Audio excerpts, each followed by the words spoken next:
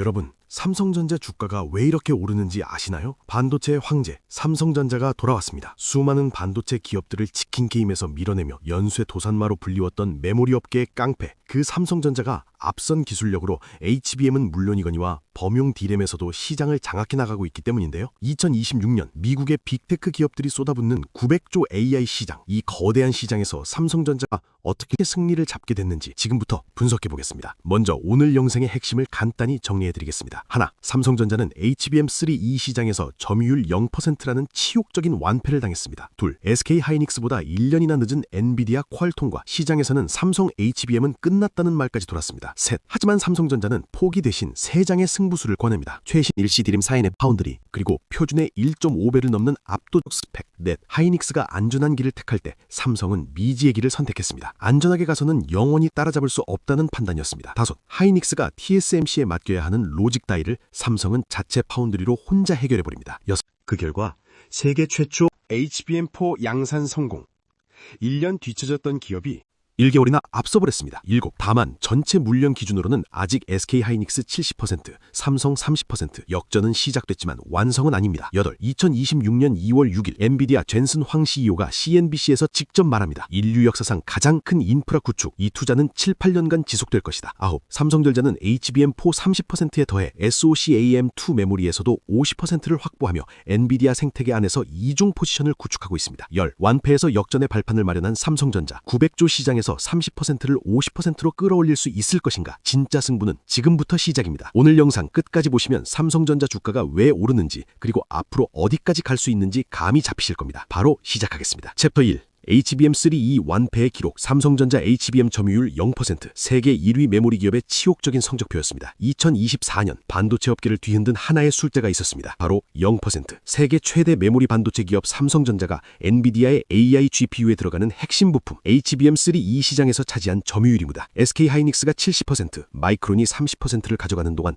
삼성전자는 사실상 공급망에 이름조차 올리지 못했습니다. 엔비디아의 품질 테스트, 이른바 퀄 테스트를 통과한 시점이 2024년 9월, SK하이닉스보다 무려 1년이나 늦었습니다. 메모리 반도체 세계 1위라는 타이틀이 무색한 결과였습니다. 시장에서는 삼성의 HBM은 끝났다는 말이 공연하게 돌았고 투자자들 사이에서도 비관론이 빠르게 퍼져나갔습니다. 챕터 2. 왜 뒤처졌나? 수율 문제, 초기 대응 지연, 삼성이 밀린 건 타이밍이었습니다. 그렇다면 삼성전자는 왜 이렇게까지 밀린 걸까요? 가장 큰 문제는 수율이었습니다. HBM은 여러 장의 D램 칩을 수직으로 쌓아 올리는 초고난도 기술인데 삼성의 제품이 엔비디아가 요구하는 엄격한 품질 기준을 맞추지 못한 겁니다. 칩 하나하나의 성능이 아무리 좋아도 그걸 쌓아 올렸을 때 불량률이 높으면 의미가 없습니다. 여기에 더해 시장 초기 대응도 늦었습니다. SK하이닉스가 일찌감치 HBM에 올인하며 엔비디아와의 신뢰를 쌓아가는 동안 삼성은 범용 D램 시장에 더 무게를 두고 있었습니다. AI 시대가 이토록 빠르게 올 줄, 그리고 HBM이 이토록 중요해질 줄 판단이 늦은 셈이죠. 결과적으로 HBM3E 세대에서 삼성전자는 기술에서도 타이밍에서도 신뢰에서도 뒤처졌습니다. 업계에서는 이 격차를 좁히기 어려울 것이라는 전망이 지배적이었습니다. 챕터 3.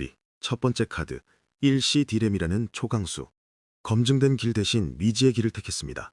안전하게 가서는 영원히 따라잡을 수 없다는 판단이었습니다. 하지만 삼성전자는 포기하지 않았습니다. 오히려 HBM4 세대에서 정면 승부를 걸기로 합니다. 그 첫 번째 카드가 바로 일시 D램입니다. 일시란 10나노급 6세대 공정을 뜻합니다. 쉽게 말해 D램 칩을 만드는 회로의 선폭을 극한까지 줄인 최신 기술입니다. 선폭이 좁아지면 같은 면적에 더 많은 회로를 넣을 수 있고 속도는 빨라지며 전력 소모는 줄어듭니다. 여기서 중요한 건 경쟁사의 선택과의 차이입니다. SK하이닉스는 HBM4에 기존에 검증된 1B 공정의 D램을 그대로 사용하기로 했습니다. 이미 대량 생산해서 안정성이 입증된 공정이니 수율도 높고 수익성도 좋습니다. 합리적이고 안전한 판단입니다. 반면 삼성전자는 완전히 새로 설계한 일시 D램을 HBM4에 투입하는 결정을 내립니다. 한 번도 대량 양산에 적용된 적 없는 최신 공정을 곧바로 최고난도 제품에 넣겠다는 겁니다. 실패하면 HBM3E에 이어 또다시 뒤처질 수 있는 말 그대로 하이 리스크, 하이 리턴의 도박이었습니다. 삼성이 이 선택을 한 이유는 명확했습니다. 안전하게 가서는 영원히 따라잡을 수 없다. 기술로 압도하지 않으면 뒤집을 기회는 오지 않는다. 그래서 택한 초강수였습니다. 챕터 4.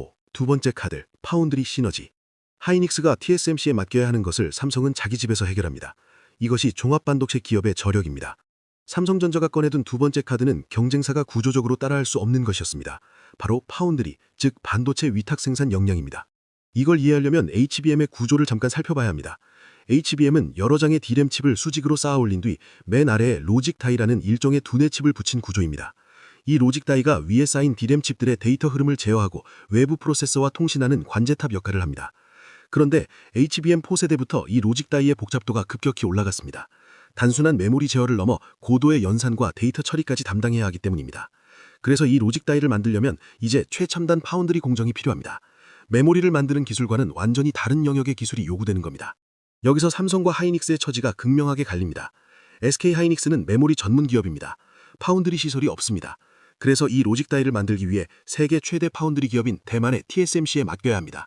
외주를 둬야 하는 거죠. 이렇게 되면 일정 조율도 복잡해지고 자기가 원하는 대로 세밀하게 설계를 바꾸기도 쉽지 않습니다. TSMC의 스케줄과 우선순위에 맞춰야 하니까요. 삼성전자는 다릅니다. 삼성은 세계에서 몇 안 되는 IDM, 그러니까 종합반도체 기업입니다. 쉽게 비유하자면 하이닉스가 건물의 기초공사를 외부 업체에 맡기고 그 위에 자기 건물을 올려야 하는 상황이라면 삼성은 기초공사부터 상층부 건설까지 자기 회사 안에서 한 호흡으로 끝낼 수 있는 겁니다. D램도 만들고 파운드리도 운영하니까요. 그래서 삼성은 HBM4의 로직 다이를 자사의 4나노 파운드리 공정으로 직접 제작합니다.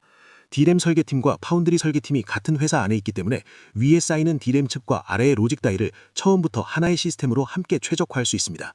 엔비디아가 이런 사양으로 바꿔달라고 요청했을 때 훨씬 빠르게 대응할 수 있고 생산 기간도 단축됩니다. 엔비디아처럼 까다롭고 요구사항이 수시로 바뀌는 고객에게 이 차이는 결정적입니다. 챕터 5. 세 번째 카드, 압도적 스펙. 표준 규격의 1.5배, 전력 효율 20% 개선. 숫자가 삼성의 기술력을 증명합니다. 삼성전자의 1C D램 기반 HBM4의 데이터 전송 속도는 11.7GBps, 국제 표준 규격인 8GBps를 46%나 초과하는 수치입니다.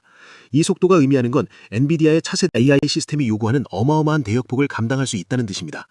엔비디아는 베라루빈 시스템의 목표 대역폭을 계속 끌어올려왔습니다. 2025년 3월에는 13TB였던 목표가 9월에는 20.5TB로, 그리고 CES 2026 기준으로는 22TB까지 올라갔습니다. 불과 9개월 만에 70% 가까이 상향된 겁니다. 마이크론이 이 요구를 못 맞추고 HBM4 공급에서 완전히 탈락한 이유도 여기에 있습니다. 삼성의 1C D련은 이 살인적인 요구 조건에 정면에 답한 제품입니다. 속도만이 아닙니다. 전력 효율도 이전 세대 대비 약 20% 개선됐습니다. AI 데이터 센터는 수만 개의 GPU가 24시간 쉬지 않고 돌아가는 곳입니다. 여기서 전력 소모 20% 절감은 곧 수억 달러의 운영비 차이로 이어집니다. 엔비디아가 삼성의 HBM4에 눈길을 돌린 가장 실질적인 이유 중 하나입니다. 칩 크기도 줄었습니다. 선단 공정의 미세화 덕분에 칩 하나의 면적이 작아졌고, 이를 여러 장 쌓아 올렸을 때 발열 제어에 유리한 구조가 됩니다. AI 반도체에서 발열은 평능을 좌우하는 결정적 변수이기 때문에 이 역시 무시할 수 없는 강점입니다. 챕터 6. 세계 최초 양산, 그리고 수주. 1년 뒤처졌던 기업이 1개월 앞섰습니다. HBM4 세계 최초 양산이라는 역전의 증거입니다. 2026년 2월 삼성전자는 세계 최초로 HBM 양산에 돌입합니다. 설 연휴 직후 엔비디아의 공급에 시작하는 것으로 알려져 있습니다. SK 하이닉스보다 최소 1개월 앞선 양산입니다. 1년 뒤처졌던 기업이 1개월 앞섰습니다. 이 한 문장에 삼성전자가 지난 1년간 얼마나 처절하게 달려왔는지가 담겨 있습니다. 더 주목할 부분은 초기 물량입니다. 매일경제 보도에 따르면 삼성전자는 엔비디아의 초기 HBM4 주문에서 SK 하이닉스보다 많은 물량을 확보한 것으로 알려져 있습니다. HBM3E에서 0%였던 기업이 차세대 제품에서는 초기 물량 1위를 차지한 겁니다. 엔비디아의 차세대 AI 시스템 베라루빈은 2026년 하반기부터 시장에 공급될 예정이며, 삼성전자의 HBM4는 이 시스템의 핵심 부품으로 들어갑니다. 6세대 고대역폭 메모리의 기술력을 세계 최초로 양산 레벨에서 증명한 것, 이것이 삼성전자 반격의 가장 강력한 증거입니다. 챕터 7. 현실 점검. 아직 남은 과제. 초기 물량은 앞섰지만 전체판은 아직 SK 하이닉스가 70%로 우세합니다. 역전은 시작일 뿐 완성이 아닙니다. 냉정하게 봐야 할 부분도 있습니다. 미국의 반도체 전문 리서치 기관 세미 애널리시스는 엔비디아 베라루빈향 HBM4 전체 물량 기준으로 SK 하이닉스가 70%, 삼성전자가 30%를 공급할 것으로 분석했습니다. 초기 물량에서 삼성이 앞섰다 하더라도 전체 주문 규모에서는 여전히 SK 하이닉스가 압도적인 우위를 점하고 있다는 뜻입니다. 마이크론은 HBM4 공급에서 완전히 퇴출됐습니다. 사실상 삼성전자가 마이크론의 자리를 꿰찬 구도입니다.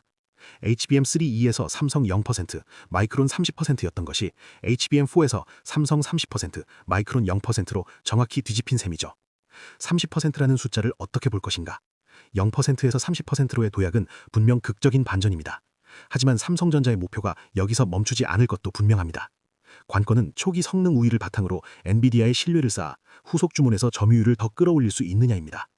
또 하나의 과제는 수율입니다.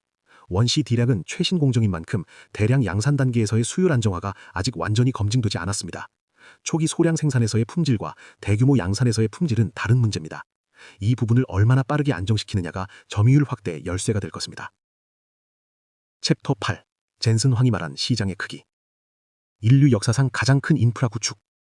2026년 2월 6일 젠슨 황이 CNBC에서 직접 한 말입니다. 이 시점에서 한 발 물러나 더 큰 그림을 봐야 합니다. 삼성전자가 이토록 사활을 건 이 시장, 도대체 얼마나 큰 시장이길래 그런 걸까요? 2026년 2월 6일 엔비디아의 젠슨 황 CEO는 CNBC의 하프타임 리포트에 출연해 이렇게 말했습니다. 우리는 인류 역사상 가장 큰 인프라 구축의 한가운데 있습니다. 올해 하이퍼스케일러들, 그러니까 아마존, 마이크로소프트, 메타, 구글 같은 빅테크 기업들이 AI 인프라에 쏟아부을 금액은 6,600억 달러, 한화로 약 900조 원입니다. 단 1년 동안의 투자액입니다. 젠슨 황은 이 투자가 적절하고 지속 가능하다고 단언했습니다. 그의 논리는 이렇습니다. AI가 지난해를 기점으로 변곡점을 맞이했다. 더 이상 환상에 시달리는 장난감이 아니라 추론하고 사고하고 연구하는 실질적인 도구가 됐다. 그리고 결정적으로 AI가 만들어내는 토큰 하나하나가 돈이 되기 시작했다. 엔트로픽과 오픈 AI가 200억 달러 연간 매출 규모에 도달했고 수익을 내며 성장하고 있다. 컴퓨팅 자원이 2배 있으면 매출은 4배로 늘어나는 구조다. 수요가 공급을 압도하고 있다. 젠슨 황은 이 상황을 금광에 비유했습니다. 금을 꺼내기 전에 먼저 막대한 돈을 써서 금광을 파야 합니다. 지금 이 기업들은 소프트웨어 역사상 가장 큰 금광을 파고 있는 겁니다. 2008년에 제프 베이조스가 이익을 배당 대신 AWS에 투자했을 때 모두가 비판했지만 지금 AWS는 연간 300억 달러의 이익을 내는 사업이 됐다는 것도 덧붙였습니다. 닷컴 버블과의 비교에 대해서도 일축했습니다. 당시에는 사용되지 않는 다크 파이버가 넘쳐났지만 다크 GPU는 없습니다. 모든 GPU가 100% 가동 중이고 6년 전에 판매한 GPU의 가격이 오히려 오르고 있습니다. 마치 고급 와인 같습니다. 이 투자가 7년에서 8년간 계속될 것이라는 게 젠슨 황의 전망입니다. 그리고 그 이후에도 교체 수요가 이어집니다. 즉, 이건 일회성 호황이 아니라 구조적인 장기 사이클이라는 이야기입니다. 챕터 9. 삼성전자에게 이 시장이 의미하는 것. HBM4에서 30%, SoC AMM2에서 50%, 삼성은 엔비디아 생태계 안에서 다중 공급자 지위를 구축하고 있습니다. 900조 원이 쏟아지는 이 거대한 시장에서 HBM은 가장 핵심적인 부품입니다. AI GPU의 성능을 결정짓는 것은 결국 얼마나 빠르게, 얼마나 많은 데이터를 메모리에서 꺼냈을 수 있느냐이고 그 역할을 하는 것이 바로 HBM이기 때문입니다. 삼성전자에게 HBM4에서의 30% 점유율은 단순한 숫자 이상의 의미를 가집니다. HBM3 이 시절의 0%와 비교하면 차원이 다른 변화입니다. 900조 시장의 30%에 참여하는 것과 0%에서 바라보기만 하는 것, 이 차이가 삼성전자의 실적에 어떤 영향을 줄지는 굳이 설명이 필요 없을 겁니다. 그런데 삼성전자의 역할은 HBM에서만 끝나지 않습니다. 엔비디아의 베라 루빈 시스템에는 GPU 옆에 베라라는 CPU가 함께 들어가는데 이 CPU에는 LPDDR5X 기반의 SoC AMM2라는 차세대 메모리 모듈이 탑재됩니다. 이 SoC AMM2 시장에서도 삼성전자가 강력한 입지를 확보하고 있습니다. 한국경제 보도에 따르면 삼성전자는 2026년 엔비디아가 필요로 하는 SoC AMM2 물량의 절반, 약 50%를 공급하는 계약을 확보한 것으로 알려졌습니다. 이 보도는 2025년 12월 한국경제 인사이트를 통해 처음 공개됐으며 이후 디지타임스, 텍파워업 등 해외 매체에서도 인용 보도됐습니다. 삼성전자가 원시 D램의 안정적인 수율과 성능을 확보한 것이 SoC AMM2 수주에도 결정적으로 작용한 것으로 분석됩니다. 한편 일각에서는 HBM은 삼성과 하이닉스가, LPDDR5X는 마이크론이 단독 또는 최대 공급사로 역할을 나눠 갖는 구도라는 분석도 있습니다. 실제로 반도체 전문 매체 테크파워업은 세미 애널리시스의 분석을 인용해 베라 CPU용 SoC AMM2 LPDDR5X에서 마이크론이 최대 공급사이거나 단독 공급사일 가능성이 있다고 보도한 바 있습니다. 또한 마이크론은 2025년 6월 엔비디아로부터 최초의 SoC AMM 양산 승인을 받은 기업이기도 합니다. 한국경제에 따르면 당시 삼성과 하이닉스는 아직 엔비디아의 인증을 획득하지 못한 상태였습니다. 하지만 그 이후 상황이 바뀌었습니다. 삼성전자는 2025년 12월 SoC AMM2 샘플을 엔비디아에 공급했고 2026년 물량의 절반을 확보하는 데 성공했습니다. 즉 마이크론이 초기 선점에서 앞섰지만 최종적인 대량 공급 구도에서는 삼성전자가 절반을 가져가며 주도권 경쟁이 재편된 것입니다. 나머지 물량은 마이크론과 SK 하이닉스가 나누어 공급할 것으로 알려져 있습니다. 결과적으로 삼성전자는 엔비디아 베라 루빈 생태계 안에서 HBM4 30%, SoC AMM2 50%라는 이중 포지션을 확보하며 단순한 메모리 공급사를 넘어 AI 인프라의 핵심 파트너로 자리매김하고 있습니다. 챕터 10. 승부는 이제부터다. 완패에서 역전의 발판을 마련한 삼성전자. 하지만 진짜 싸움은 30%를 50%로 끌어올리는 데 있습니다. 정리하겠습니다. 삼성전자는 HBM3E에서 완패했습니다. 점유율 0%라는 치역적인 성적표를 받았습니다. 하지만 포기 대신 세 장의 승부수를 꺼냈습니다. 원시 디램이라는 최신 공정의 전면 투입, 자사 4나노 파운드리를 활용한 턴키 솔루션, 그리고 표준을 46% 초과하는 압도적 스펙. 그 결과 세계 최초로 HBM4 양산에 성공하며 엔비디아의 차세대 AI 시스템의 핵심 부품을 공급하는 위치를 되찾았습니다. 하지만 삼성전자의 진짜 싸움은 이제부터 시작입니다. 현재 30%인 점유율을 50%로 나아가 그 이상으로 끌어올려야 합니다. SK하이닉스 역시 원시 디램 전환을 준비하고 있고 기술 격차의 유효기간은 영원하지 않습니다. 대량 양산 수요를 안정시키면서 동시에 차세대 HBM4E의 주도권까지 잡아야 하는 쉴 틈 없는 레이스가 기다리고 있습니다. 젠슨 황의 말대로 금광은 이미 파기 시작했습니다. 7에서 8년간 지속될 인류 역사상 가장 큰 인프라 투자의 시대, 900조 원이 매년 쏟아지는 이 시장에서 삼성전자가 얼마만큼의 금을 꺼내올 수 있을지, 완패해서 역전의 발판을 마련한 삼성전자의 다음 행보를 주목해야 할 이유입니다.